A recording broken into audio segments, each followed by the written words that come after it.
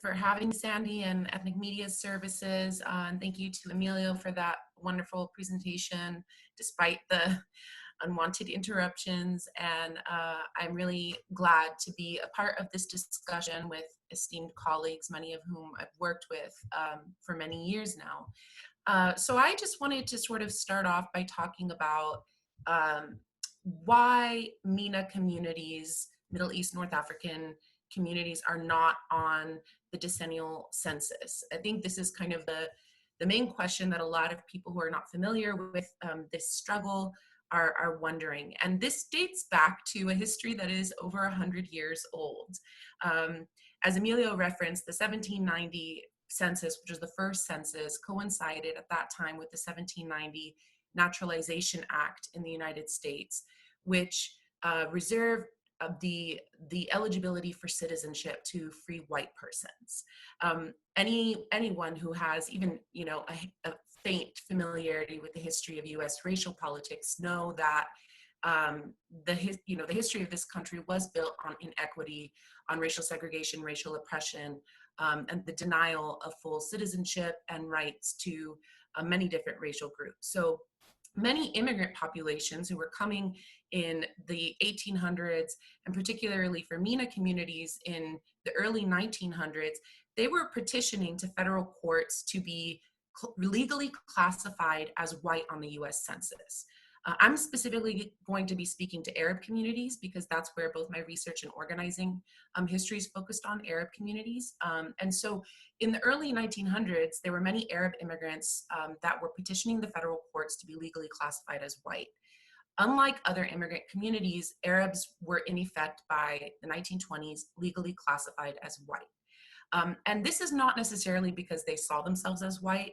This is because whiteness was tied to eligibility for citizenship, eligibility for property ownership, and for having certain political, civil, and human rights. And that sort of remained the case in both de jure, de facto ways, official or unofficial ways, through the 1960s, a moment where the United States witnessed massive social upheaval for women's rights, civil rights, a complete reconfiguring of United States society, and popular movements claiming that there should be equality for all people. By the 1970s, the census was no longer in the same way used as a tool of racial ordering or control or differentiating the rights of people based on their race. It came to serve a semi-different function because this is a moment where we started seeing the expansion of nonprofit organizations that were servicing specific community-based groups or neighborhood communities.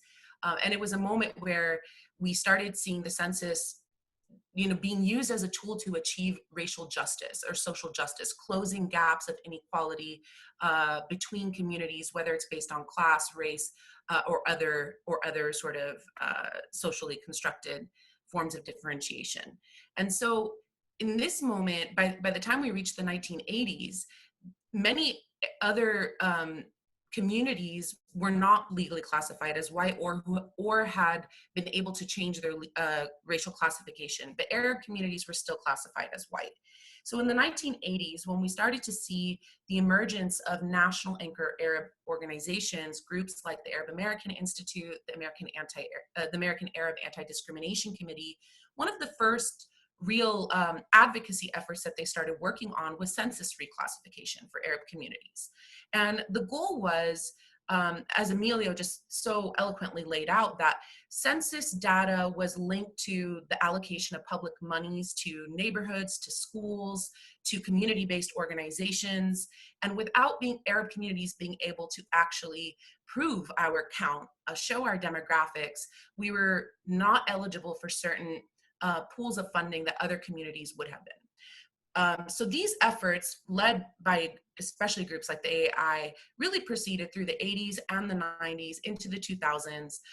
Eventually, Access in Michigan, which is the largest Arab organization that we have in the United States, it leads a national network of 26 Arab community-based organizations across the country under the banner of the National Network of Arab American Communities. They joined in efforts with ADC and AAI and other local grassroots groups to advocate for reclassification of Arab communities on the US Census. And in 2010, again, our category did not appear on the census. So I think in this moment, there was a major discussion about how do we think about census advocacy in two different ways. On the one hand, our community should be considering pressuring the Census Bureau to really account for our communities and give us a classification on the census, because right now we don't have a classification of our own and legally would fall under the white category racially. And on the other hand, how do we work with our own communities to do the kind of political education that is needed to help understand what the census is, what its utility would be for our community? So community forums, town halls, leaflets, phone banking, really trying to get our communities to understand the importance of census and participating in the census, and getting our communities mobilized around getting our voice and numbers counted in the census. So that was sort of the double-pronged strategy that a lot of these different Arab groups were taking. And I think the 2010 census was a very, very strong mobilization campaign, primarily because in that specific decade, between 2000 and 2010, we had also moved into the aftermath of September 11, 2001 with the war on terror. And so what we were realizing was that racial discrimination against Arab communities, MENA communities, was really intensifying, whether it was housing discrimination or employment discrimination, or different forms of state-tolerated or interpersonal violence against these communities. There was this hyper awareness, like so many different racial stereotypes and discrimination against these communities, while at the same time, our communities were being denied access to be able to mobilize in response to these various discriminatory policies. And one of those things includes the various ways that in the aftermath of September 11th, the state was expanding security and surveillance programs that were infringing on the civil liberties and rights, First Amendment rights, of many people from MENA backgrounds. And so how do we politically mobilize to contest those discriminatory policies without having the access to resources that we might need to mobilize our constituencies, and without being able to prove our demographics and being accounted for in political representation in the United States? One of the last things that I would speak to is, aside from the political representation and mobilization of resources, there's also the question of community-based organizations being able to respond to the needs of our community. So prior to coming into academia, I worked at the Arab Cultural and Community Center in San Francisco, which was the largest service-based organization in Northern California, serving primarily Arab immigrant communities and Arab American communities. And one of the biggest challenges that we had was that in the absence of census data, we always had to self-generate our own data, conducting needs assessment researches, strategic planning research that was very costly, very time-consuming, and that could have been information about our community, about, for example, their household income, their access to health services and health benefits, all of those different things that we could have access through census data that was very, very difficult for us to access in the absence of a clear category. So what we were relying mostly on was the American Community Survey data, which is released every 2 years, not the 10-year-long decennial census form, but the 2-year data. And even then we'd have to infer. So we would look at things like language spoken at home or birth, city of origin, to see who might come from a MENA background, to figure out what are the areas, for example, where we have a large constituency of MENA communities. What are the neighborhoods where we have a large constituency of MENA people who are living underneath the poverty line and who are, for example, eligible for food stamps, but are not accessing food stamps because they're struggling in the access to it, the language access, the support. And how can we as a community design our programming to respond to those needs? That kind of information would have been very valuable for our community-based group, as it still would for many other MENA community-based organizations across the United States.